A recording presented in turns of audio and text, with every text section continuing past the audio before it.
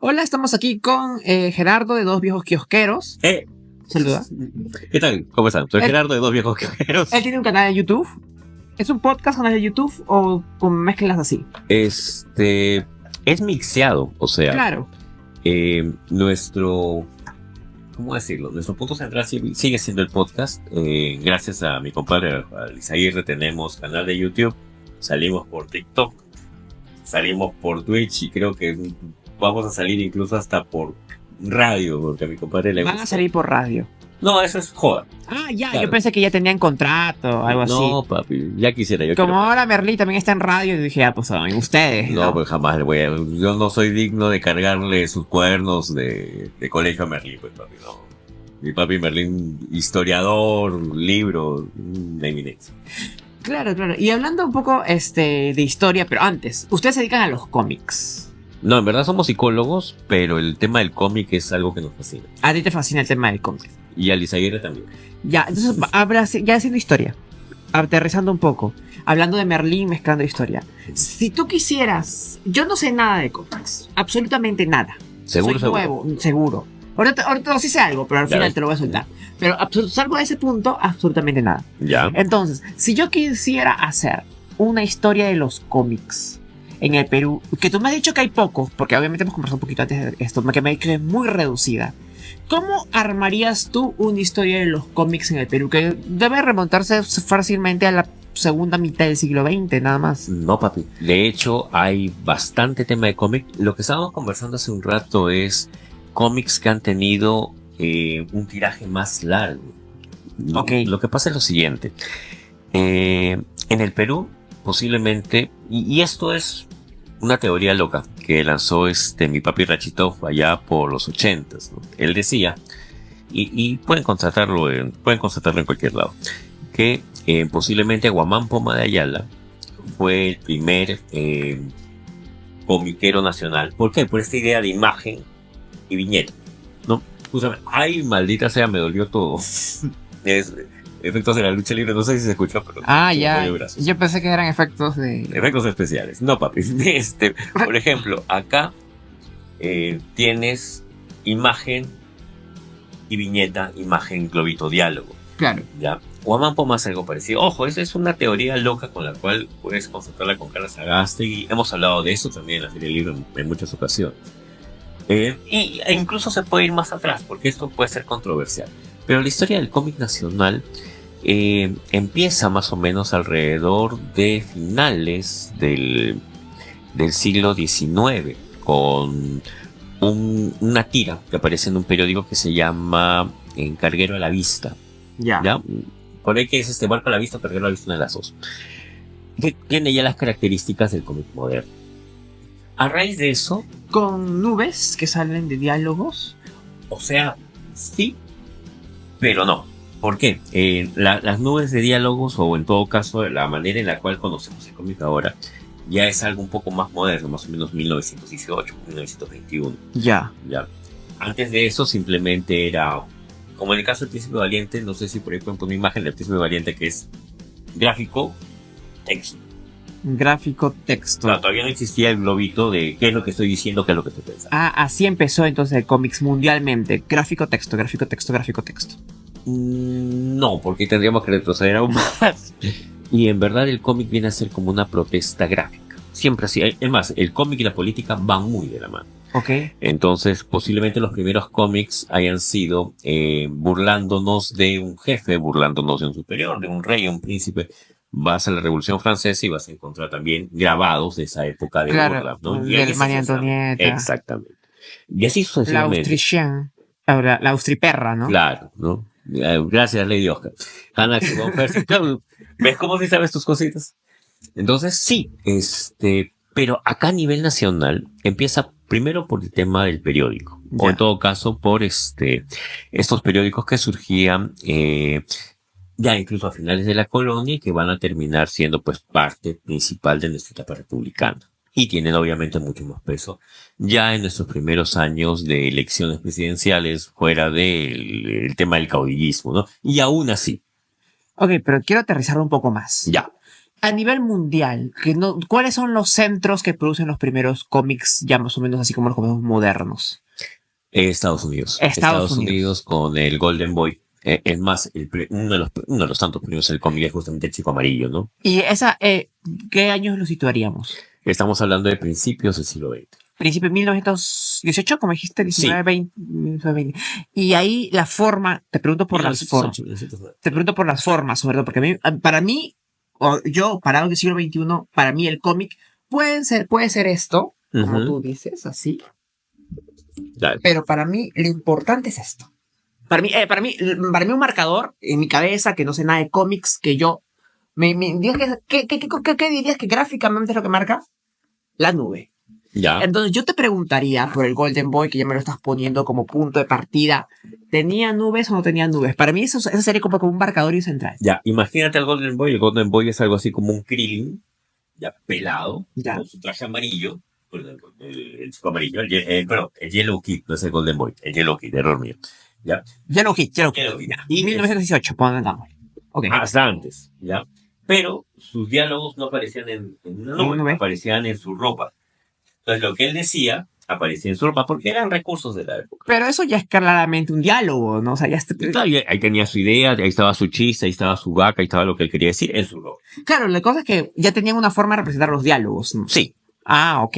Incluso como te digo, antes, porque existía tal vez no el globito como tal, pero sí lo que se quería decir, lo que representaba la imagen de quienes, como te digo, al Príncipe Valiente, Harold Foster, incluso durante la Revolución Industrial también había grabados así donde lo que dicen las personas está en pergamino.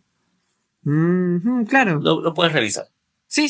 Se me ocurre que si fueras un poco de memoria, se me ocurriría ciertas cosas donde aparecen caudillos y aparece pergamino Ya. arriba. Exacto. Claro, y eso está, eso está a un paso de lo que hacía Guamán Poma. Entiendo, estoy hilvanando todo para atrás, ¿no? Porque esa era la manera en la cual se narraba. La Iglesia Católica, cuando empieza el tema de evangelizar, para explicarte la historia de qué le había pasado al Barbón, no te ponía pues la Biblia, porque no sabías leer, te ponía el gráfico del Vía Crucis y te decía ponte escena 4, ¿no? El Barbón se cae. Claro. Escena 5, agarran un pelotudo del grupo para que cargue la cruz. Escena 6, lo clava. Y lo crucifican también. Ya. Y todo lo demás. Claro. Pero ya con los diálogos escritos de manera más que todo seguía Yellow Kid. Claro. Si vamos a hablar de lo que viene a ser cómic moderno, justamente el Yellow Kid. Como decíamos ayer. Ya, he notado que tienes un bastante conocimiento acerca de los cómics mundial a través de los tiempos y todo eso. Entonces, wow. Que sí, o sea, me has estado contando que conoces cómics de Corea, de Irán, del mundo árabe. Entonces, mi pregunta va más que todo, mi pregunta iba más que todo por la historia, ¿no? Ya. Porque más o menos como yo no sé nada de cómics, ahorita ahorita te voy a decir un poquito que sé. Me gustaría preguntarte esto. Ok, en cómics peruanos, quisiera hacer un ejercicio acá de armar una especie de canon. Así como una especie de literatura peruana, donde tienes que leer a González Prada, Ricardo Palma, Florinda Mato de Tour, el viejo que murió, ¿cómo se llama? Vargas Llosa, María Arguedas. A ver, 10 cómics que han sido importantísimos en el siglo XX para armar una especie de canon y decirle, ya, tú que no sabes nada de cómics, tienes que leer estos 10. Ahí Peruanos. Armar una especie de historia de la literatura, historia del cómic peruano. ¿Vamos a armar eso? Wow. Yo creo que ahí, si te adelanto la pregunta, estaría hecho súper cholo. Uno. Sí. Ya. Sí. Y Capitán Leo al final. No tanto. No tanto. Es el único que yo he leído. Ya, ok. No tanto al final. ¿Y por qué? Primero tenemos que entender el tema de importancia, no solamente por el tiraje que haya tenido, sino como en algún momento comentábamos hace un rato, que tanto ha impactado a nivel social. Y si bien es cierto, el Super Cholo impactó bastante, yo estoy seguro que tú le preguntas a alguien que tiene menos de 20 años, no lo conoce, o en todo caso lo conoce de manera referencial, pero para alguien mayor de 30, para alguien mayor de 50, para alguien que ya pasa de los 60 años, posiblemente sí lo conozca y lo valore. A pesar de que Super Cholo ha repetido sus 3 arcos constantemente en los diversos momentos donde fue editado, ¿no? Yo conocí a Super Cholo porque me metí a una exposición del himno en el sótano. Ya. Si no, no te conocía a Super Cholo. Por ejemplo. Ajá. Ya. Pero tienes un gran trabajo del maestro Juan Acevedo, que es el Cuy. El Cuy. ¿Ya? Es más, el Ya. Cuy ha tenido una reedición hermosa, porque el Cuy es un personaje que empieza siendo radical de izquierda y ahora ya es un poco más moderado, y ahora que ya es abuelito. Ya. Pero tienes todo un... Una pregunta. Dímelo. El Cuy, no, evidentemente, o sea, sí creo que he visto un par de dibujitos, pero no me acuerdo exactamente de qué es. O sea, Ya. no sé. ¿Es cómic o es tira cómica? ¿O es una historia? Porque esto es un cómic porque te cuenta una historia. Ya. Yo creo que la diferencia con la tira cómica que puede haber, no sé, pues no verme un caricaturista ahorita último. Alfredo, tienes a Carlín. Ya, a Caroline. O Ya. sea, es como que te hacen una viñeta. No te cuentan una historia, simplemente te están haciendo una. Con todo el cariño del mundo, papi, es como que me dijeras que Mafalda no es un cómic. Ya. Porque Yo te estoy Mafalda, diciendo. claro, Mafalda tiene su resolución en 4 cuadros. Ajá. Y Ya. ya está. Ahora, Sí, eso te estoy diciendo. ya, lo que pasa es lo siguiente. Un cómic no necesariamente va a ser una novela gráfica. Ya, Ya. ok. Ese es el Ojo, concepto que. ojo, el tema, el nombre novela gráfica, ese nombre rimbombante, se lo puso, pues, se usa como para no decir neocomics, ¿ya? Ya. Pero todas las novelas gráficas son cómics y casi todas provienen o tienen un origen en la tira cómica. ¿Por qué crees que en el Perú al cómic le dicen chiste? Porque la mayoría de gente que ha leído cómics salió con Dorito. Te lo ajusto un poco más. La traducción del comic strip, cómic por cómico, tira cómica. Ah, si es cómico, entonces debe ser un chiste. Condorito, Calimán, Flash Mafalda. Gordon, Mafalda, para nuestros abuelos han sido los chistes. Ujú. ¿Ya? Cosa que yo siempre comento. En mi casa, mi abuelo y mi viejo nunca le llamaron chistes a los cómics. Ellos más siempre decían, has tenido cultura, porque para ellos el tema del cómic siempre ha sido un tema cultural. Entonces, me tenías a mí de 10 años leyendo cosas de Robin Hood, me tenías a mí leyendo Mafalda, Condorito, Nippur de Lagash, me tenías leyendo cosas que posiblemente a mi edad no debería haber leído. Ujú. ¿Ya? Pero ahí está. Ahora, ¿por qué se le dice chiste? Por la traducción, esta traducción de comic strip, ¿no? Tira cómica. Si Claro. es cómico, es un chiste. Ok, entonces tú me estás diciendo que el cómic puede ser también una o dos viñetas, una viñeta y también entra dentro de la categoría de cómic. Claro que sí. Ok, entonces. Ahora, cuando yo hablo de una novela gráfica, estoy hablando acerca de una historia que tiene un inicio, un final, o posiblemente una continuación, como en el caso de Black Sad, que ya tiene pues siete álbumes. Claro, Asterix, que tiene más de 30 y tantos álbumes, pero sigue siendo cómic francés. Bueno, claro. Y en mi caso, el único que he leído Capitán Leo, que quedó inconcluso, pero había un desarrollo. Había un inicio y un desenlace. No hubo final, pero hubo un exactamente. Y el Capitán Leo tiene esta característica nacional que se ha dado en muy pocos casos, que es la continuidad de la tira. Duró 2 años, 3 años. Ya, por ejemplo, uno de los casos más longevos, y ojo, sin ser una revista especializada en cómic, es la revista Avanzada. Que la revista Avanzada era una revista que tenía la misión de captar chicos de colegio, financiada por el episcopado peruano. Ahí en esa época estaba, ¿cómo se llama este obispo del Callao? Que Carlos Álvarez lo invitaba muy bien. El padre Monseñor Maritín. Durán, no, Monseñor Durán, Yo pensé que era el padre Maritín. Monseñor Durán del Callao. Ya. Y en la revista Avanzada salía Coco Vicuña y Tacachito, que tenía una revisión hermosa hace poco, el Capitán Alas, un gran trabajo del maestro Aguilar, y bueno, Flores del Águila, y otros trabajos como el Padre de la Fuente, que dentro de esta revista que hablaba acerca de valores cristianos, las chicas tienen que coser y vestirse bien y los niños portarse bien y estudiar, tenías tiras cómicas que ayudaban justamente a captar más gente. Ujú. La revista Avanzada duró más o menos desde los 50 hasta finales de los 60. Y recién ahora se está haciendo una recuperación del material que salía en esa época. Poca gente conoce el Capitán Alas. Gente recién está conociendo Selva Misteriosa. ¿Por qué? Porque cuando Velasco hace el golpe de estado, Selva Misteriosa se dejó de editar. Y recién hace poco el maestro Flores del Águila pudo dar un final a su historia. Que ojalá pase lo mismo con el Capitán Leo. Por eso te decía, cada día, Ujú. cada cierto tiempo se redescubren cosas del cómic que han estado perdidas y olvidadas. A mí me gustaría, por ejemplo, una reedición, así como tienen Coco, Vicuñita, Cachito, de Cadena de Oro, que posiblemente sea uno de los, no es el primero, pero sí uno de los héroes peruanos, superhéroes peruanos, que tienen un lazo muy fuerte con la cultura andina. Yo soy fan, yo soy fan de uno de los personajes de cómic menos conocidos, que es Guaira, del maestro Ricardo Lazo. Guaira es una niña traviesa que vive es una niña de la época del Imperio Incaico, que vive mil aventuras, es muy traviesa, tiene su grupo de amiguitos, es como ver una mafalda peruana, Ok. ¿ya? Es traviesa, y tiene un secreto muy interesante que lo vas a ir descubriendo a medida que va avanzando la historia, que ella puede hablar con los apus y tiene ciertos poderes, tal vez, llamándolo de alguna manera, de controlar el viento, como su nombre lo dice.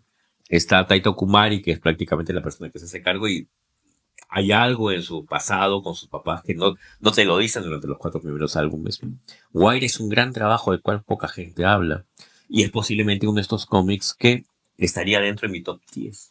Entonces, si quisiéramos hacer el canon, pero ordenándolo cronológicamente, a ver. Eso sí es más complicado. O sea, Pero, a ver, suelta los nombres, vamos a ponerles años, y creo que sería un buen ejercicio para decir, ok, estos son los cómics del siglo XX más importantes, que según este señor que ha leído todos los cómics, o sea, este señor. sí, o sea, que se especializa en eso, entonces tal vez los puedes ir poniendo y los vamos ordenando. Yo creo que sería un buen ejercicio para decir, ok, este es una especie de canon en borrador que tenemos que podría ser un buen inicio para alguien que quiere saber cómo evolucionó el cómic en el siglo XX y también para saber qué leer, porque el canon dentro de todo es una especie de evaluación de calidad mal o bien hecha, ¿no?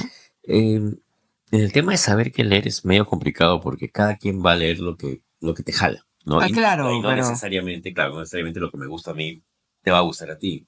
Por eso es que cuando hablamos de recomendaciones, siempre, oye, ¿qué te gusta? ¿Qué has estado leyendo? ¿Qué te llama la atención? Para Claro. poder decirte, por acá puedes ir. Eh, a ver, lo que yo sí creo que estoy en condiciones de hacer es tal vez darte mi top 10, mi top Ya, 10, dame el top 10. ¿ya? Mi top 10, porque en los años sí posiblemente falle, Ok. ¿ya? A ver, entonces, en mi top 10, primero estaría el Cuy. El Cuy. El Cuy de Juan Acevedo. Yo te voy a fastidiar por los años porque para mí los años son importantes. Lo Ah, vamos a ordenar. Ya. ¿De qué años son? O de décadas. Cuy debe ser de Lo está los poniendo acá. 60. Ok, 1960. Sí, el Cuy, aprox. Ok. Primera aparición, no me acuerdo si en el comercio, en el semanario Marca, pero salía por esa época, el Cuy. Ok. Siguiente. La araña no. También, La araña no. También de Juan Acevedo salía en el semanario. César Hildebrand tenía una revista, hace muchos años, que era la revista Sí, Ya. y tenía un semanario que era el No, donde había trabajos como La araña no, Caín Yabel. La araña no A. No, La araña no. No. No. Ah, ya. Así, no. La N-O, araña no. claro. No. Y La araña no debe ser de los 80s. Ya, de posterior, de Juan Acevedo también. También de Juan Ok. Acevedo. Para que veas lo importante que ha sido Juan Acevedo en la vida del cómic nacional. De ahí tienes Luchín González, que es también de Juan Acevedo, que habla acerca del terrorismo. Ok, y esas son 80s, 90s. Claro, 80 principios de los 90. Luchín González. Luchín González. Ok. Luchín González, si no me equivoco. ¿Ya? Ahí van 3. Ahí vendría el Super Cholo, para mí. Super Cholo. Super Cholo no es anterior, no sé de Claro, qué. el Super Cholo es 1940 y tantos. Pero, como te digo, es un top 10 personal. Ah, ya, ya. ¿Y qué pasa? Mientras en el CUI ves el desarrollo de la sociedad visto desde un punto de vista más izquierdista anarquista, Ya. La araña no es totalmente política, La araña no es un ex policía que funge como detective y superhéroe por ratos, ¿no? Que se enfrenta a villanos. Está el jefe Torito de la policía, está el gusano Chichiñó que le dice sí al sistema. Ahí está La araña no. Luchín González, como te digo, es prácticamente un retrato de lo que vivía mucho de la juventud de los 80s, 90s en la época del terrorismo. De ahí vendría para mí, como digo, Super Cholo. ¿Por qué? El Super Cholo viene a ser una representación que ahora podría ser incluso hasta ofensiva para el poblador andino, pero que tiene tres historias que siempre se van a repetir. O sea, nadie ha tenido los huevos para hacer una nueva historia de Super Cholo. Cuando se ha querido hacer, no ¿Cuáles son prosperó. esas tres historias que... La primera, el Super Cholo sale de su pueblo y se enfrenta a Mamotreto. Mamotreto, que es otro poblador del arte, que es boxeador tramposo. Ya. Primer arco. Segundo arco, que es cuando él conoce a sus creadores. Ya. ¿Ya? Y el tercer arco, que es el que lo han explotado hasta decir basta, en todas sus versiones, que es el partido del Mundial Intergaláctico de Fútbol. Ese yo vi en el himna. Ya. Y salieron los extraterrestres. Exactamente, las venusinas, los jupiterianos, etc. Ajá. Ya, esa historia la han estado repitiendo de manera constante. O sea, nunca se hizo nada más. Y la única vez que se quiso hacer algo más con el Super Cholo, que fue una edición de finales del 2006-2007, no prosperó. Yo pedí una versión, pero yo juré que ya la versión que yo vi expuesta era del gobierno militar, ya. ¿Hasta cuándo duró Super Cholo? ¿Tienes una idea? El arco cronológico Super Cholo. Es que, como digo, el Super Cholo ha tenido 3 reediciones donde se han reeditado las mismas historias. Ah, ok. Con diferentes Así yo vi, dibujantes. claro. ¿No? Por ejemplo, en la primera versión del partido de fútbol intergaláctico está, si no me equivoco, Manguera Villanueva y está Lolo Fernández. Ok. En la segunda versión de los 80s estuvieron muchos de los chicos que fallecieron en la tragedia del Fokker de Alianza. Y en la tercera no me acuerdo quién, porque ya no... ahí ya lo perdí. ¿Hubo dibujantes de Super Cholo que fallecieron en el Fokker de la Alianza? No. Sino que el dibujante que en esa época era Diodoro Cronos, si la memoria no me falla, él utiliza como referencia a los jugadores, a muchos de los jugadores que fallecieron en la tragedia del Fokker. Para ok. ponerlos dentro de la viñeta. Ya, ok. ¿Y quién tuvo la idea de Super Cholo, el argumento? Un Miro Quesada. O sea, el Super Cholo es un hijo del comercio. Ok. ¿Ya? Por eso es que no hay reediciones del Super Cholo fuera del comercio. Ah, ya. Uno de los grandes debes del cómic nacional es el tal vez rescatar al Super Cholo. Yo más o menos tengo la teoría loca de que cuando Super Cholo cumpla 100 años, Ajá. el comercio es una gran reedición de lujo y lo va a explotar más, ¿no? Claro. Pero no sale de ahí, pues. ¿No? Así como hay recuperación de Selva Misteriosa y de Coco Picuñita Cachito, que serían mis dos siguientes. Selva Misteriosa es un gran trabajo del maestro Flores del Águila, donde Ya. hace un ejercicio de aventura de un... ¿Cómo se dice esto? Una persona que explora la selva. Estamos hablando de la selva pre-gobierno militar, selva 1960, con posiblemente los gráficos mejor logrados de la historieta nacional de los años 60. Ujú. Javicho es el personaje principal que tiene su esposa, tiene sus hijos, que va a enfrentar narcotraficantes, va a traer animales para, que en ese momento iba a ser la primera versión del Parque de las Leyendas, se pasea entre un mundo mágico, místico, No imaginario te de la selva. entiendo. O sea, Javicho Es el personaje principal. Y trae animales para el Parque de las Leyendas Claro. en el cómic. En el cómic. Ya. ¿Por qué? Porque la selva misteriosa. Ajá. ¿No? Entonces, él sabe de armas, sabe de artes marciales. Son los 60s. Ya. Ya son los 60s y obviamente pues respira mucho de eso. Y Coco, Vicuñita, Cachito, que son esos 3 niños que salen en la revista avanzada, que también, en este caso son... Coco Picuñita Cachito. Otro Cachito. cómic. Es otro cómic. O Ok, sea, vamos a ahí buscarlo. hablaríamos ya de 7. Ajá. Ya, ahí estamos en mi 7. Guaira sería mi número 8. Ah, Coco Picuñita y Castillo son 3 cómics separados. No, es uno solo Es de uno 3 solo. niños. Ya. Ya. Porque hasta ahora tengo Super Cholo, el Cubi Misteriosa, Coco Picuñita Cachito, La Araña y Luchín González. Sí. Son 7. Ajá. Ya. Te faltarían 3. Te faltarían 3. Sigue. Ya. De ahí vendría Guaira. Guaira, Ujú. la que me contaste, ¿no? La Esa chica que niña. habla con los sapus. Sí. Ok, ¿de qué año es ella? Guaira debe ser escrito en 2017. Ah, ya estamos hablando de cosas muy, muy recientes. ya. Claro, ¿no? De ahí yo tengo que hacer un paréntesis porque hay un cómic nacional bastante bueno que son ya más trabajos independientes. Por ejemplo, los que hace el maestro Galiquio, Ya. ¿ya? Que Galiquio tiene varias cosas locas, pero todas son muy particulares, muy especiales. Entonces no podría hablar de uno si no sigan al autor. Ya. ¿Ya? O sea, cualquier trabajo de Galiquio entraría en mi top 10 dentro del 8. Ok. ¿Ya? ¿Por qué? ¿Qué tiene Galiquio especial? Su narrativa. Galiquio. Sí, Galiquio. su narrativa, su prosa, la manera con la cual sus personajes pueden ser tan vecinos tuyos y tan ajenos también. Ok. ¿Ya? De ahí yo agarraría a Quilla como número 9 de Roger Galván. Quilla, que es esta gran heroína poco conocida de la época del Chesu, del primer Chesu, antes de que lo agarrara. El Chesu. Ojo, el Chesu tiene dos Me etapas. suena el Chesu. ¿El Chesu no es un periódico medio pornográfico? No. No, es el No, Chuculum. es el Chuculum. Claro. Claro. El Chesu Chesu qué era un era? periódico Me suena. humorístico que sale a mediados de los 90 con grandes talentos jóvenes en ese momento de cómic nacional. Roger Galván, Brenda Román, ay, se me fueron un par de nombres más, pero que tenían un manejo de la historieta fuera de lo común, Ya. muy independiente, muy nuestro, muy transgresor también. Iván Bísalo también dibujaba ahí. Y cada uno tenía una especialidad prácticamente. Y te contaban historias pajas, ¿ya? Quilla es, para mí, una de las primeras heroínas peruanas que nacen en los 90 con ese contexto de, de mundo post-apocalíptico, disruptivo, Ajá. muy bien dibujada, por cierto, por el maestro Galván, ¿no?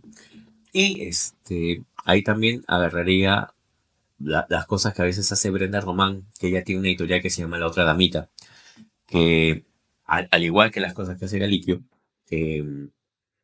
ella trabaja en diferentes historias con diferentes guionistas, con diferentes dibujantes, dándole apertura en el tema del cómic a no solamente la población LGTB, sino también a mujeres artistas que a veces no tienen dónde más publicar. Ya. ¿Ya? Entonces, La Otra Damita es algo que, así como la de Galiquio, sería cuestión de revisarlo no por personaje, sino como Su obra. Exactamente. Ya que me pareció un buen resumen. Mira, acá mira lo que ha salido. A Lo he ver. estado apuntando, me han visto apuntar a cada rato. Ha salido Super Cholo 1940. Ya. Que, a mí, claro. El Cuy y Selva Misteriosa en 1960. Sí, De ahí Coco Picuyita Cachito. también se hace. 60, ¿no? Ya, La Araña No en 1980 de Juan Acevedo, Luchín González, que yo lo puse entre 80 y 90 porque trata del terrorismo. ¿Qué habla del terrorismo? Antes que sigas, voy a terminar para ya te desplace ahí. La Iquilla en el 90 y Guaira en el 2017. Mira qué interesante. Y ya, ¿y qué era de Luchín González? Decía algo, era algo tipo Boca de Lobo, yo me lo Sí. imagino así. Sí. Es más, uno de los arcos de Luchín González, que creo que ha sido el que más me movió, es cuando a un profesor lo acusan de terrorista y lo desaparecen, Ya. ¿no? Y cosas que pasaban pues en la época del terrorismo, por parte del terrorismo de Estado. Claro, entonces era un poco más contestatario, estaba Sí, mucho más. el maestro Acevedo ha hecho cosas locas así desde siempre. Ok. Y ahora hablemos del único cómic que he leído, de Capitán Leo. ¿Qué te merece ese cómic? A ver, tú que has leído varias cosas, ¿dónde lo ubicarías? ¿Qué crítica le harías? Y bueno, La única crítica que yo le haría a Capitán Leo fue el no saber venderse más. Ojo, Capitán Leo tiene posiblemente una de las características más extrañas en la época del cómic nacional, que tú veías publicidad de ellos en televisión, cosa que no veías con otros cómics, ajá. ¿no? Es más, te anunciaban Capitán Leo en tu kiosco favorito. Y se fueron a meter al colegio. El primer Capitán Leo lo compré en la puerta de mi colegio. Exactamente, ¿ya? Que es una estrategia que ya utilizaba antes avanzada y posiblemente los aguiluchos también cuando te obligan a comprarlos por el tema religioso, ¿ya? Ok. El argumento de Capitán Leo no es un cómic de aventuras. Si estás buscando grandes peleas espaciales, estás buscando No. algo tipo Robotech, tipo No, Macros, no, tipo no. Raimar. Pero No, tenía sus capítulos que sí había eso, pero eran como que muy puntuales cada 10. claro. De esos capítulos. Si tuviera que hacer una comparación, Capitán Leo es como el Susi. Las Susi eran estas revistas de romances que eran Young Romance en Estados Unidos y Ajá. a México llega pues como Susi. Sí. ¿Ya? Era prácticamente un cómic de romance espacial, Una telenovela. interracial, interespacial, y que tenía su dosis de aventura. O sea, vendría a ser algo así como el abuelo de los doramas. Sería Ahorita sería un drama. Claro, sería un drama. Me acuerdo claramente que o sea, el primer capítulo te marca, lo primero que te marca es un el triángulo drama. amoroso. Es el Es un drama. triángulo amoroso. Como fue Robotech en su momento, Ajá. que era Rick Hunter, Lisa Hayes y Lee May. Ya. Claro, entre Maris, Maridia y el Capitán Leo. Eso sí, aunque después aparecería Hila. Ya, y con Hila ya todo esto se pone, porque Hila es un monstruo, de verdad. Me hubiera encantado ver la cara de Capitán Leo cuando se entera de lo de Hila, porque creo que nunca se enteró, No. porque lo cortaron Hasta antes. exactamente Pero donde llegó. yo sí le criticaría un poco a Capitán Leo que le hicieron un poco larga al final. Es que lo que pasa es que había una serie de monstruos que eran las compañeras de Hila. Hasta ahí todo bien, pero ahí crearon otra serie de monstruos y de ángeles en un planeta rojo que ya fue para mí too much. Too much en el sentido que fueron muchas vueltas. Entonces, o sea, pudieron haber seguido tranquilamente sin ese enorme bache, ¿no? Y porque ahí la historia siguió y la historia se puso buena de nuevo, ¿no? Fue como un rodeo innecesario, creo yo. ¿Sabes qué pasa? Y esto es algo que decimos en Dos Viejos Kiosqueros de manera seguida. Perú es tierra de dibujantes, pero nos faltan guionistas. Que es algo que recién desde hace poco se está corrigiendo. Por ejemplo, tienes a maestro Oscar Osorio, un gran guionista, joven. Lo entrevistamos en Dos Viejos. Bien lindo, él vino con su mamá. Porque chibolito. Uh-huh. Y prácticamente la Comic Con del año pasado está siendo asesorado por maestros del cómic en guión. En muchos de nuestros trabajos nacionales tenemos dibujantes como Lucho Morocho, tenemos dibujantes como Martín Espinosa, tenemos dibujantes bárbaros, ¿ya? Lucho Morocho ahora está dibujando Star Wars para Dark Horse. ¿Cómo se llama mi papi hermoso? Que él también dibuja para Marvel y DC. Se me fue el nombre. Ese. Él. Ya. Ya. Maldita sea. Me voy a acordar en algún momento. Ok. Diego Lortegui, perdón. Ya. Cuando me acuerdo lo grito. Diego Lortegui ha dibujado para Marvel, está dibujando para DC. Gran dibujante, pero que nos faltaba guionistas. Hay muy pocos guionistas nacionales que pueden entender cómo funciona y de qué manera evitarse, como tú dices, estos arcos a veces de rellenos. ¿Por qué? ¿Qué tiene el Capitán Leo que le ha faltado a mucho cómic nacional? La continuidad. Entonces tienes trabajos maravillosos de grandes dibujantes, grandes guionistas de los 60, 70, pero que no tuvieron la continuidad porque faltó plata. Hubo muchos proyectos para hacer revistas. Acá voy a hacer una cápite. En Argentina, por ejemplo, tenías varias editoriales de cómic. Tenías a la editorial Columba, tenías a la gente que sacaba Hora Cero, Pif Paf, Corto Maltés, diversas revistas de cómic, donde en una revista aparecían 14 historias. Y tú escogías cuál ibas leyendo. En Perú, eso se intentó 2 veces y las 2 veces fracasó. Y te estoy hablando de los 80. Nunca ha habido, por parte del sector financiero, alguien que agarre y se la juegue y diga, ok, vamos a hacer la revista de cómic. Y las veces que salió, aparecieron 1 o 2 números y ahí quedó. Nunca más. Pero eso no le pasó a Capitán Leo. Eso no le pasó a Capitán Leo. ¿Por qué? ¿Quiénes estaban detrás de Capitán Leo? Y esa te pregunta, ¿conoces a la autora y a todo lo que está no, detrás? Pero, y acá posiblemente me meten en un lío, pero yo estoy seguro que había bastante capital Wong que apoyaba a Capitán Leo. Sí. ¿Escuché Wong? Wong de Willax. Sí. Ya. Pero que en esa época todavía no había Willax. Claro. Si tú agarras la revista de Capitán Leo, vas a ver que tiene mucha propaganda como es en los cómics americanos, como es en el cómic europeo, en el tema de grapas, tiene propaganda a productos. No me he dado cuenta, te lo juro. No, está bien, papi, no te No puedes dar a un niño. Ya, suelta el chisme. No, es que por ahí va. O sea, entonces, tenías a alguien que te daba capital, pues es que duró tanto también. Claro. Debe ser. Ya cuando ya se dieron cuenta de que tal vez ya no jalaba tanto, o empezaron a meterse en el tema de redes de internet, porque prácticamente Capitán Leo es en este espacio, en esta franja en la cual empezaron las cabinas de internet. Sí. Entonces, ya esto es muy caro para sacarlo, más a cuenta nos sale poner propaganda pues en los correos. Claro. Interesante. Yo nunca me voy a olvidar, ahora que estaba Ulises por ahí caminando, el capítulo en que Sangui se enfrenta a Foidus. Pelea de perros, literal. Una revista de Capitán Leo enterita de los dos perros mechados. Pero buen capítulo, ¿ah? No me aburrí. Ese capítulo no me aburrí. Buen capítulo. Buen capítulo. Por Sí. ejemplo, a mí me da gusto que le tengas tanto camote a Capitán Leo. Ok, para mí marcó como un año, 2 años, de verdad. Y yo me guardaba los recuerditos porque no venía solo en la revista. Ya. Venía con juguetitos. ¿Y de dónde eran los juguetes? ¿De cartón? Ah, no, pero. Ah, de Wong. ¿En serio? Bueno, no me acuerdo. Por eso te digo, y eso es lo bonito que tiene el cómic, que te va a enganchar. Pero venía con cartitas, eran como cartoncitos y todo eso. O sea, estos venían con cartoncitos, cartitas, todo eso. Sí, pero todo eso de dónde salía, Ah, pues. claro. Ah, ok. Ya. Es como que yo te diga, ¿sabes qué? Va a salir. En Black Sat tienes tu recortable de John Blacksat. Ah, Ajá. ya, pero Ah, claro, el claro. capital. Sí, claro. Y siempre, o sea, el Capital Leo no salía solo. Venía con su juguetito. Siempre, siempre, siempre, siempre. Eso era porque es el show, ¿no? ¿Por qué tuvo éxito el chocolate juguete de Mota? Que ustedes no lo han conocido. Ajá. 2001, 2002. Lo que voy a sacar No, por... yo te digo, juguete de Mota es año 82, 83 para mí, que venía con mi juguete de Sankokai, de Ultraman, de Ah, ya, chocolate, ya, claro, ya. que es el equivalente al Kinder Sorpresa de hoy. Claro. Venía con juguetito. No, yo lo acabo de sacar el año porque me acabo de acordar que cuando mi hermano nació, me traían el Capitán Leo. Ya.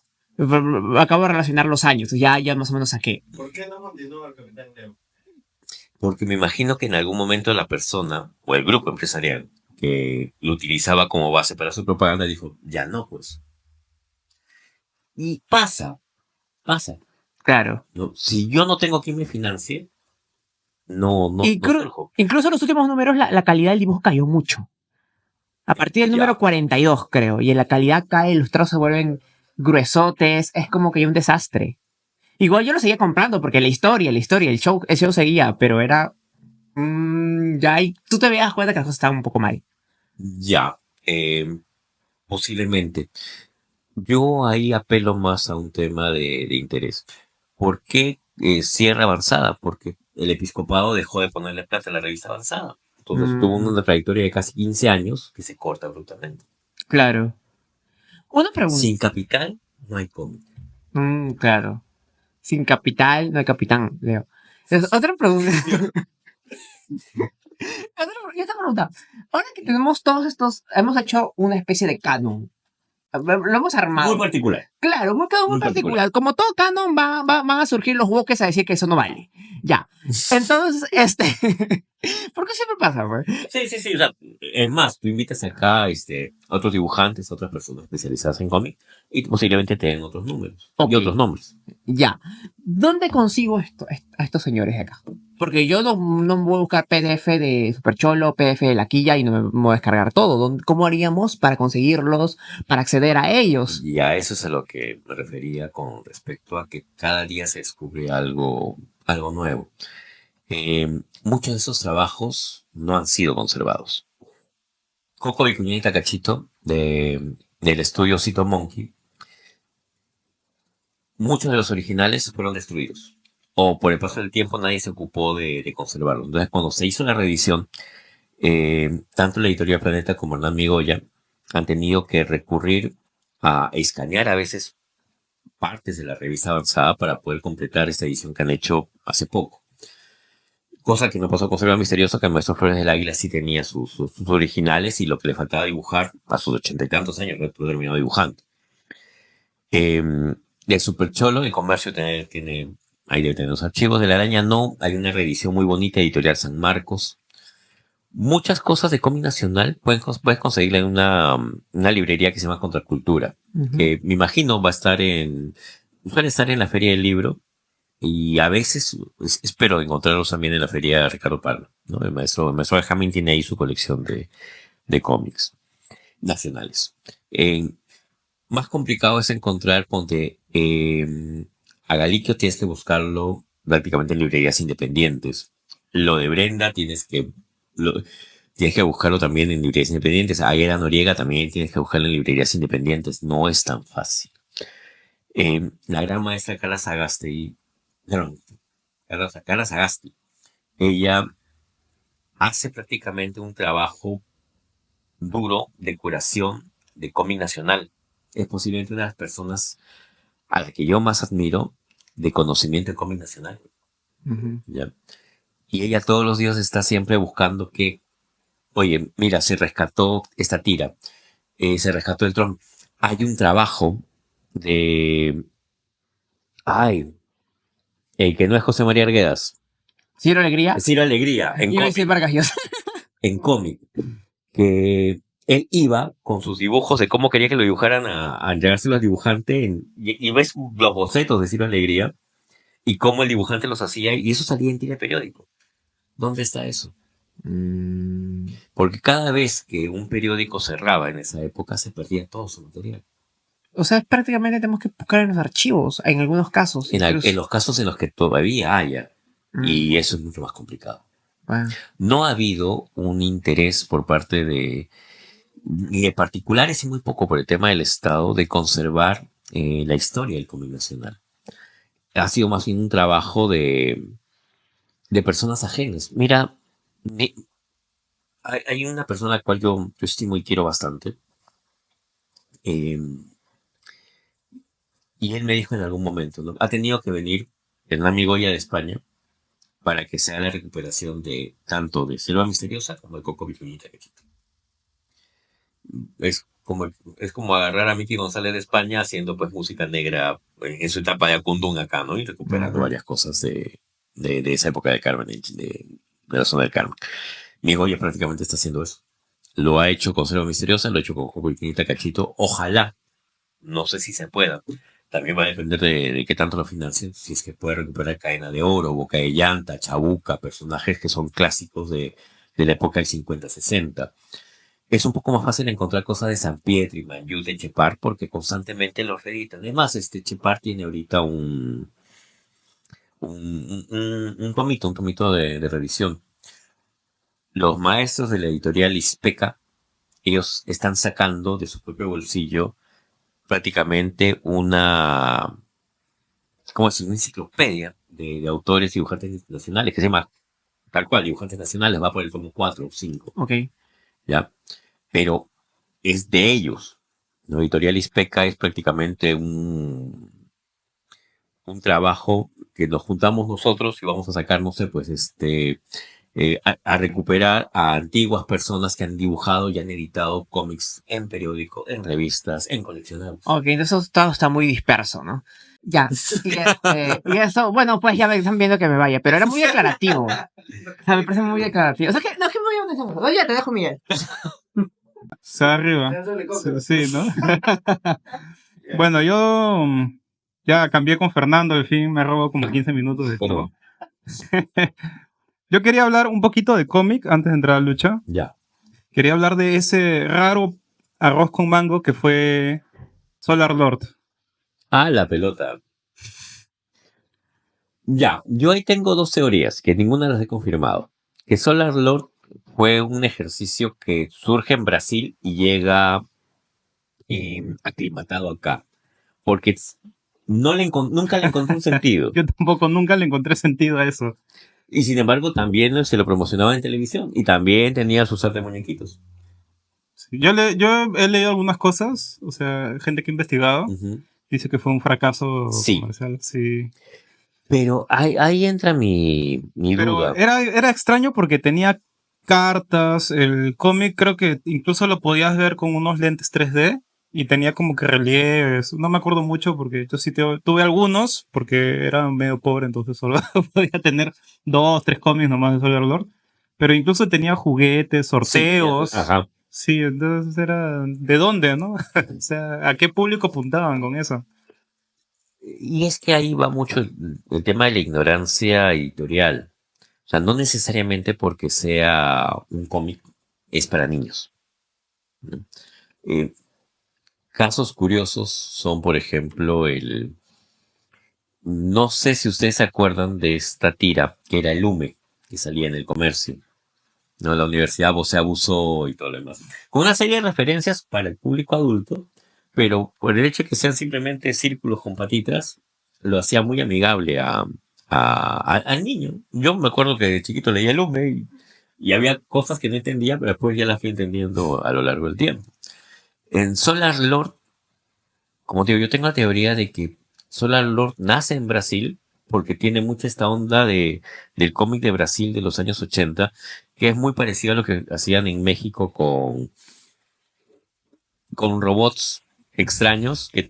México tiene una industria de cómic tan interesante como la Argentina, pero con más local. Y Solar Lord nunca me pareció un tema nacional. Yo juraba Pero, que o sea, lo trajeron acá y lo trajeron el acá. caso de Solar Lord es más raro todavía. Claro, Porque Solar Lord era un cómic coreano, era un manga. ya.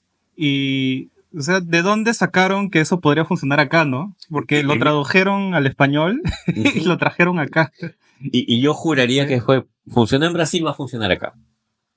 Yo tengo esa teoría. Fue demasiado raro ese experimento. ¿De qué trata? O sea, ¿por qué están locos? Es que Solar Lord es un arroz con mango donde tenías tema espacial, muy parecido a Capitán Leo. Es más, mucha gente lo confundía Solar Lord con Sí, Capitán Leo. sí. Eh, ahí está. Mientras el Capitán Leo era más drama, Solar Lord era más batalla, más guerrita y más monstruos. Pero no tenías un arco con el cual sostenerte. Y mira cómo es. Ahorita el manga le está quitando mucho terreno al manga japonés en Perú. Sí. Y bastante, Y ¿eh? bastante. Pero en esa época pues todavía no funcionaba como tal. Sí, o sea, Solar Lord es la historia de un guerrero. O sea, es un arqueólogo, creo. Que Y encuentra un encuentra artefacto. un artefacto y es como que el dios Sol y le da como El que señor del sol. se hace su reencarnación en él y le dice, oye, va a venir el tipo Satanás, ¿no? El diablo, y tú te lo tienes que mechar. Entonces sale el diablo, se lo mecha, se lo para. Al final uno de los esbirros del diablo lo engaña y de ahí se van al futuro. Pero bien al futuro, o sea, pasa de Pasaste del año 80 y tantos al al 3000 y 3000, pico. una cosa Sí. así. Solar Lord es una mezcla de Buck Rogers en el siglo XXV, pero con monstruos. Y ya. Es una cosa raraza. Yo O me sea, acuerdo que yo lo abandoné creo que en el número 5. Porque no no, yo sí leí hasta todos, o sea, lo que los que pudiste. salieron, ¿no? Ujú. 20. Tengo entendido que salió en Dark Horse, creo, también. Pero eso fue mucho después ya. Eso ha sido mucho después Es también. más, debe haber tenido un tema de curación jodido porque en esa época había 3 o 4 editoriales en Estados Unidos que trabajaban tema de cómic oriental. Eh, y no es lo usual. O sea, en Estados Unidos tienes la editorial Bis. Viz, que trabaja con mangas y con manguas muy específicos, ¿no? Es lo que acá conocimos como Nave Espacial Intrépido, Uchusenkan Yamato en Japón, Star Blazer en Estados Unidos, ellos, Cobra de Cobra tiene, no me acuerdo si está con Viz o con otra editorial, pero también, y no lo sueltan, son sus caballos de batalla. Solar Lord, si no me equivoco, llega a Estados Unidos a finales de los 80, principios de los 90, creo. Y no sé, ahí sí yo desconozco cómo le habrá ido. Yo tampoco, no sé. Hasta ahí llega mi interés por Solar Lord. Hasta ahí también llega mi interés por Solar Lord. Los juguetes son muy chéveres, ¿eh?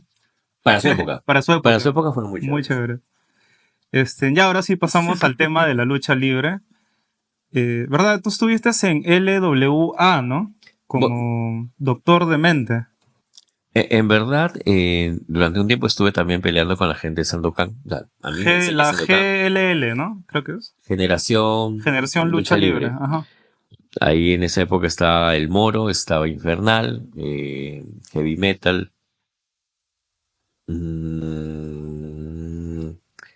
No me acuerdo. A lo mejor bueno, Cobra siempre ha estado. Estaban los hijos de Sandokan peleando en esa época. Y sí, pues, más o menos por esos años, eh, las actividades de lucha se llevaban a cabo en las zonas deportivas y en el Intrarring, que era una carpa de circo en San Juan de Miraflores.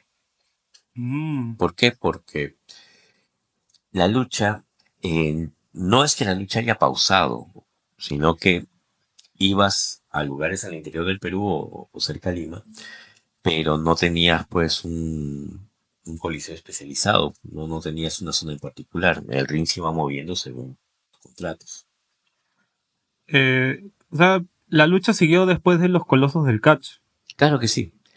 Eh, Pasa lo siguiente, ¿no? Lucha en el Perú ha habido desde antes de los 50, posiblemente finales de los 40 hasta adelante. Pero la época de oro, o la época que más recuerda a la gente, es la época de Max Aguirre, de este gran promotor de lucha libre y otros espectáculos, que él conoce el manejo de cómo funcionaba la idiosincrasia nacional y hace grandes eventos de lucha. O sea, de hecho, nosotros hemos exportado luchadores tanto a México como a Argentina, que en esa época, pues Argentina en los 60 tenías a la gente de Titanes en el ring con Karadagian, había luchadores también. Chile no, todavía no tenía el concepto de lucha como lo tiene ahora con 5 luchas clandestinas y con las otras 5 grandes empresas chilenas que tiene, y así sucesivamente. Pero toda la gente se acuerda de la época de Max Aguirre, que termina con esta, dicen, hay toda una serie de opiniones Teorías. encontradas, ¿no? Que es entre Moncherí y el Vikingo. Que eso fue televisado, la masacre que le hacen a Moncherí. Estoy seguro que era el Vikingo, por ahí que me puedo equivocar, pero eh, se prohíbe la lucha libre en televisión nacional, porque la lucha libre la pasaban en televisión. Ahora, posiblemente esto ya estaba pautado por el gobierno militar como espectáculo alienante, como así como le pusieron a los cómics de Novaro, a las revistas y a todo lo demás. Entonces, a partir de ahí, estamos hablando del 74, 75, tal vez 76. No estoy muy al tanto de las fechas, pero a partir de ahí, pues hay un quiebre, ¿no? Ya no tienes esta gran pantalla, esta gran ventana que es la televisión nacional, y empieza el ring a recorrer diversos sitios de manera ambulante. A esto tienes que agregarle de que en la época de Max Aguirre, los luchadores no eran, había muy pocos luchadores profesionales como tales. La mayoría eran policías de Franco, gente que tenía otro tipo de oficios, a veces oficios no muy legales, que una vez a la semana se apuntaban pues a participar de la lucha, del espectáculo de la lucha. Claro, así En el Luna Park, en la Carpa Grau, como Rey del Aire, creo que era gasolinero, algo así. Recuerdo haber visto algún reportaje justo de... Ya, pero eso es un poco más moderno. O sea, Sí, pero me imagino que tenían trabajos así, ¿no? Como... al menos en la época de Max Aguirre, sí. Después, ponte. Yo he tenido la oportunidad de luchar con ingenieros, ingeniero, especialistas de tecnología, varios marqueteros, 2 cocineros, dos chefs, Ah, este, muchos especialistas de gym, de gimnasios, un abogado, y por ahí me estoy perdiendo un par más, pero sí, pero yo te estoy hablando pues de finales del 90 para acá, ¿no? Antes no era tanto así. Es más, si revisas justamente, me pasas ¿no?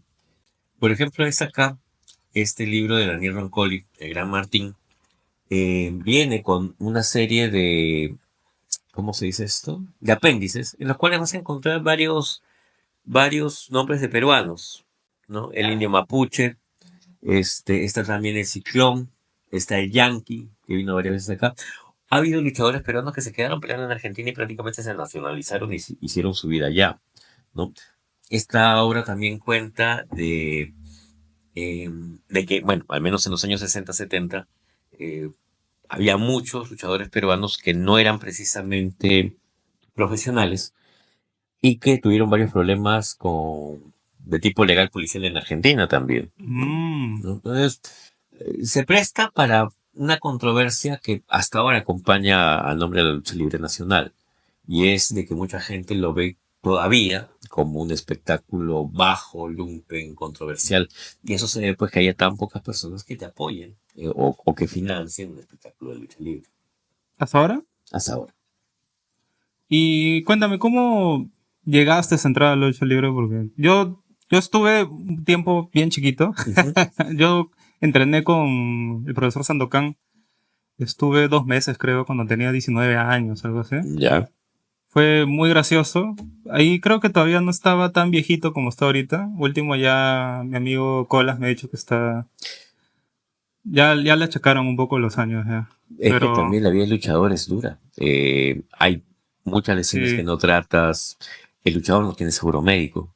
Entonces, ante cualquier lesión, bailas con la tuya. sí, claro. Es como este luchador Penta, que ahorita está en WWE. Él tiene un bíceps roto, ¿no? Claro. Y pelea con ese bíceps así. Y nunca se lo trató, ¿no? Ya lo dejó así, nada más. Hay muchos luchadores que pelean con lesiones porque uno, comparar la lucha libre en México, en Argentina, en Chile con la peruana es ridículo, porque ellos tienen prácticamente eventos semanales. En Japón, Estados Unidos, México, por lo menos en México, las veces que he estado por allá, son 2 días a la semana. Y estamos hablando de las empresas grandes, ¿ah? Porque en México, en cada estado hay mini coliseos de lucha, no tiene eventos semanal. Nosotros acá en Perú tenemos desde principios de 2000 en adelante eventos con suerte mensuales. Y eso hace que Y sea un con poco, mucha suerte, y con ¿no? mucha suerte mensuales, ¿no? Posiblemente el más regular en periodicidad sea Gladiadores, que tiene un evento al Al mes. mes. Ujú. Eso jamás lo había visto antes, ¿no? Por- Antes de Gladiadores. claro, y Gladiadores viene a ser posiblemente uno de los ejercicios más interesantes y más bonitos de los cuales he tenido la oportunidad de participar, porque en Gladiadores se les pagan a los luchadores. Y no solamente luchadores, sino también a los chicos de staff, a los que arman el ring, a los que están detrás de. Mm. Y eso es algo que no se hacía antes. Y si se hacía, no era justo. La mayoría se la llevaba el productor del evento. O en todo caso, el luchador que más va a jalarte, pues te va a jalar más gente. Ah, y en Gladiadores es más equitativo, es como Sí, es mucho más equitativo. ¿Y cómo nace Gladiadores, no? No Sale... tengo la menor idea, porque yo no soy parte de Gladiadores como tal. Eh, yo he conocido a muchos de los chicos que participan en Gladiadores, los he conocido luchando y los he conocido después de la vida. Con algunos he compartido espacios en LWA, pero muchos de los chicos pues son una nueva generación, ¿no? La cual yo los he visto tal vez cuando empezaban en LWA y ahora pues ya están haciendo sus cosas fuertes, ¿no? Y Papi Mancilla, un gran luchador. Mancilla, Axel y Reptil estuvieron en un tryout en la W hace 6 años, puede ser, antes de la pandemia. Eh, Cava, uno de los mejores heels que hay ahorita, al menos en Perú, y te apuesto que igual de Latinoamérica se puede pasar por Latinoamérica, también no puede ser lo mismo, ¿no? De los que yo he visto pelear, con los cuales he podido pelear, ya muchos ya están retirados, excepto Ian, que ha regresado a pelear, se mantiene un físico bastante bueno.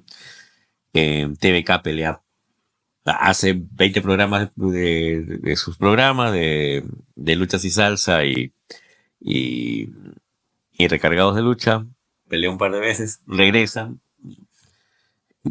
pero es una nueva generación. Entonces, yo la verdad, yo llego a Gladiadores ya como fan y como fanático.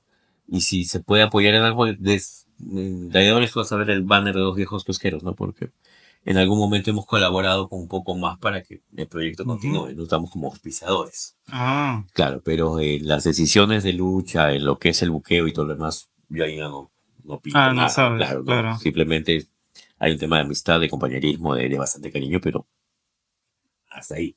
¿Y LW sigue existiendo? No, ya no. Ya no. Mm. Yo me acuerdo de algunos luchadores de ahí, de Dorian.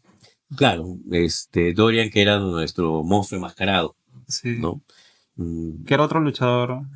en verdad, Dorian ha sido 3 luchadores. Claro, eran 3 luchadores, una cosa así. Ajá. Igual que los números, ¿no? Los números han sido diferentes porque la idea era que los chicos se probaran poco a poco hasta que pudieran ya estar solos, ¿no? Y la NWA fue una bonita experiencia, muy, muy interesante que justamente y con todo el respeto que le tengo al maestro Sandokan, lo que pasa con Sandokan tenía mucho de esta lucha antigua, de que todo debía ser de una manera, Mm, ¿no? sí, o sea, tienes razón, porque yo recuerdo esos 2 meses que entregué con Sandokan, era que me conoció y me dijo, ah, ya, tu personaje va a ser como que eres guapo y creído. Y así vas a estar encasillado. Es como que no tienes más, Claro, no hay no hay más. más matiz, ¿no? Es No, como que, igual, todas las peleas, o sea, había una pelea en Mala y la misma pelea la hacías en Reynoso Callao, la misma pelea la hacías en Chosica y terminaban igual. ¿Por qué? claro, Porque en teoría, mi maestro Sonoca pues no ha vivido la época del internet, nadie te filmaba, entonces tú podías repetir el mismo resultado y se repetía. En esa época, Flavio Morán, Giancarlo Moyano y Otto Vidal, junto con Carlos Román, deciden retirarse, rompen palitos con Sandokan y se forma LWA. Que LWA pasa por Leader Wrestling Academy y después Lima Wrestling Association, ¿no? Pero básicamente era lo mismo. Contando otro tipo de historias, utilizando otro tipo de personajes, ¿no? Siendo un poco más dinámica tal vez. Y también pues siendo controversial en su momento porque como en toda empresa cuando un grupo se separa siempre va a haber roces entre las personas que se quedaron y las personas que se fueron. sí, sí, yo recuerdo que fui a un evento, que vinieron 2 luchadores mexicanos. Que debe haber sido la época en la cual estaba Super Z o no. No me acuerdo cómo se llamaban estos luchadores mexicanos. Ya, Era Torito Junior, una cosa así. ya. La cosa es que esa era la gran promo de ese evento, ¿no? Que fue en el... ¿Cómo se ¿En llama el ese Divos? lugar? En el Divos. Ya, entonces uno de ellos ha sido Super Z. En paz descanse. Eh, y sí, pues LWA tuvo en su momento, tuvo la buena disposición de traer luchadores de fuera, ¿no? Castagnoli y César, bueno, Castagnoli y Chris Hero, si no me equivoco, vinieron también como los reyes de la lucha en esos momentos. Vino también Hugo Sabinovich, en algún momento también hemos tenido bastantes luchadores japoneses. Eh, Hubo eventos muy interesantes también en esa época y lo importante era de que cada vez que venía alguien de fuera era como dictar un taller para los chicos que estaban. Entonces, mucho se ha vivido y mucho han aprendido los chicos de esa generación. Y lo bueno es que se ha compartido y ahora ves los resultados, ¿no? Creo que LWA ha sido la mamá y la abuelita de lo que podemos ver ahora en lucha libre nacional. Con todo lo que pasó también con estos eventos chicos, cortos, en el tema de público, ¿no? Porque siempre la lucha ha sido muy de nicho. Si, si tomas una fotografía a LWA la Casa de la Cultura de Surco y lo trasladas a Gladiadores ahora, posiblemente veas repetidas las mismas caras en público. Mm. Que no generó nuevo público la Sí, lucha. se ha generado un nuevo público, pero insisto, si tú tomas una fotografía del público y pones ahora gladiadores, vas a encontrar casi los mismos rostros en los mismos. Así como los eventos de GLL también. La lucha libre, por desgracia, demora mucho en generar nuevos luchadores. Porque la preparación de un luchador no te baja de los 2 o 3 años. No, es bien largo. Exactamente. Antes de que tú estés listo para subirte al ring. O sea, sí, aprenderte a caer nomás Exactamente. Y no es toda todo el una mundo está preparación. dispuesto o sea, todo el mundo sueña con hacer sus cosas en el ring, pero no saben todo lo que hay detrás. Ni la cantidad de lesiones que te evitas justamente por aprender a caer. Claro, yo recuerdo haber caído alguna vez mal y se me fue todo el aire de los Ujú. pulmones. Horrible. Sí. Y yo me quedé con muchas ganas de ir al aniversario 4. Me han dicho que fue estupendo, Eso muy bueno. que ha sido probablemente el evento más grande de lucha libre de Perú desde hace bastante tiempo. Ya, sí, es posible.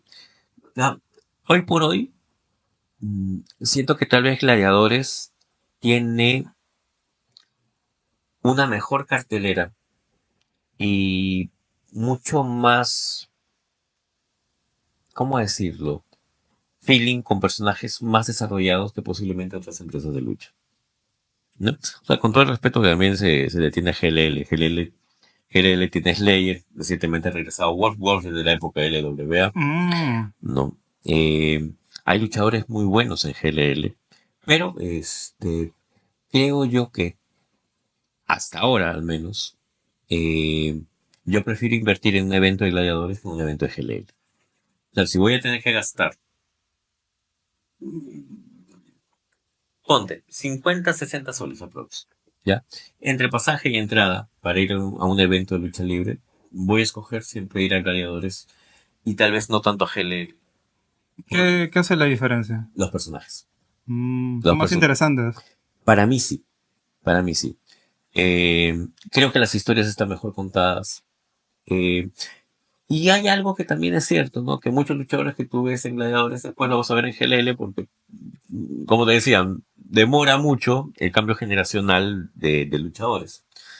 Eh, Godfrey, por ejemplo. Godfrey, él empieza en GLL con este personaje de skater y ahora lo tienes a otro Godfrey mucho más suelto en Gladiadores. El mismo Farid. Farid empieza en GLL, igual que Reptil. Ah, Reptil sí me acuerdo. Claro, Reptiles, él nace en GLL, pero tienes, bueno, el tipo puede ir a pelear a cualquier lugar, un papi, y así sucesivamente. Entonces, si voy a ver a los mismos en dos sitios diferentes, prefiero verlos donde sé que va a haber un poco más de competencia, vistosidad, en trabajo. Sí, Me gustaría saber quién buquea, ¿no? Quién agarra la parte cada, creativa. cada empresa tiene su equipo de bookers, ¿no? Yo no, o sea, no me compete a mí el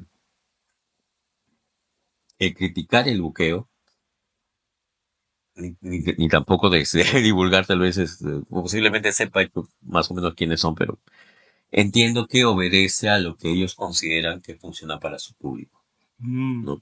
Claro, porque no es tanto como no es tanto por criticar que está mal, ¿no? Sino que más bien, oye, quiero saber quién está buqueando porque de verdad están haciendo algo bien, ¿no? Con esto. Lo que pasa es cómo ves a tu público. En Gladiadores, por ejemplo, pasa algo que mucha gente que conozco critica, ¿no? Dicen, no, en Gladiadores son muy lisurientos. Bueno, porque nosotros no estamos apuntando El a público un más público más infantil. infantil, ¿no?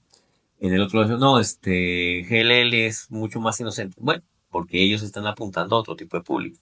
Es como cuando hablas acerca de Marvel y es entre los fanáticos tontos, ¿no? Gladiadores es más lisuriento y adulto y oscuro y GLL es más family friendly. No, son formas diferentes de entender el negocio.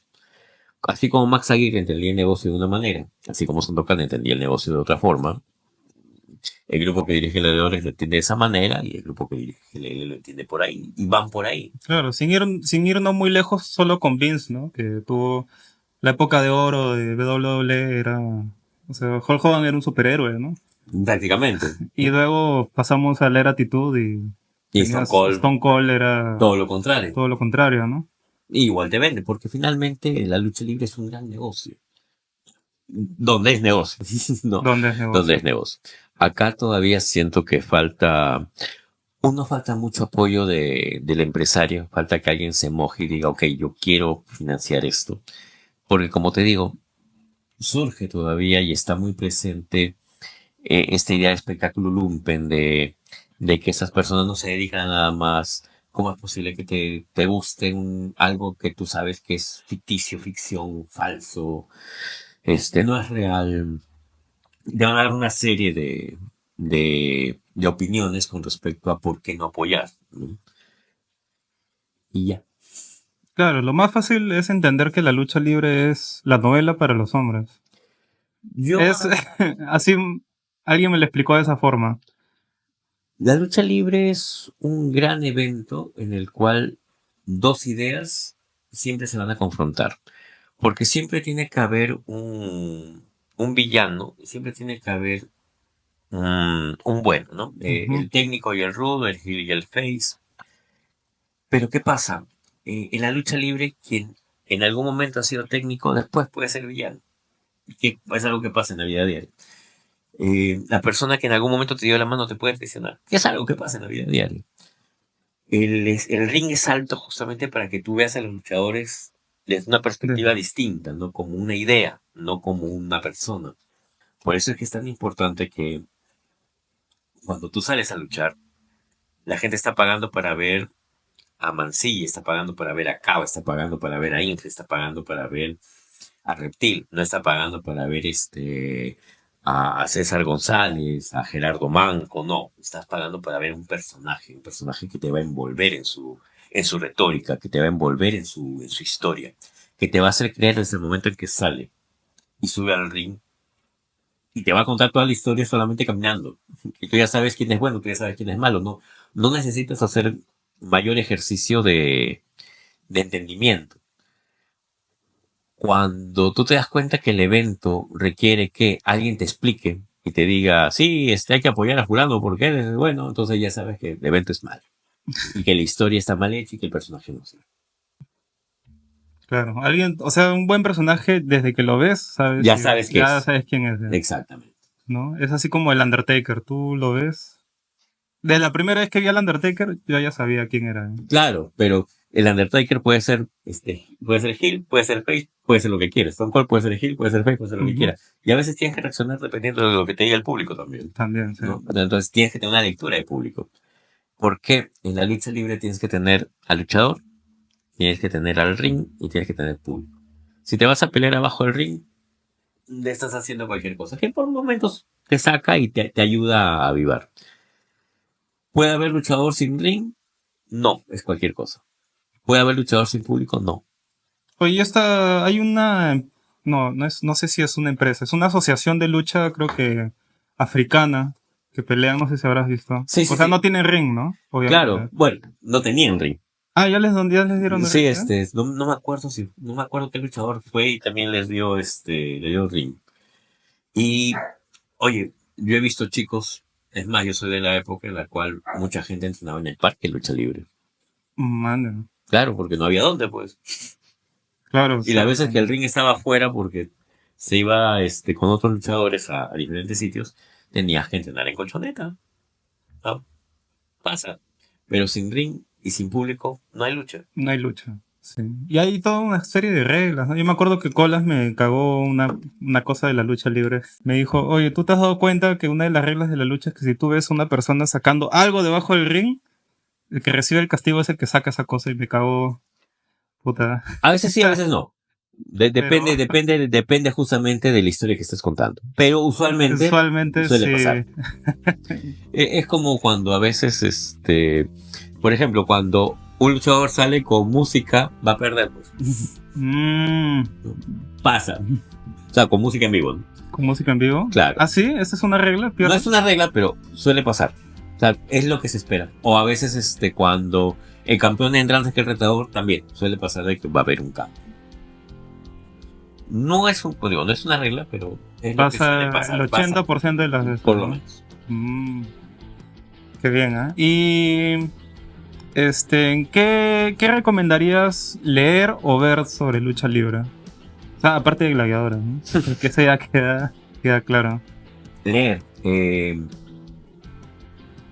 Hay un cuento de mejor dicho.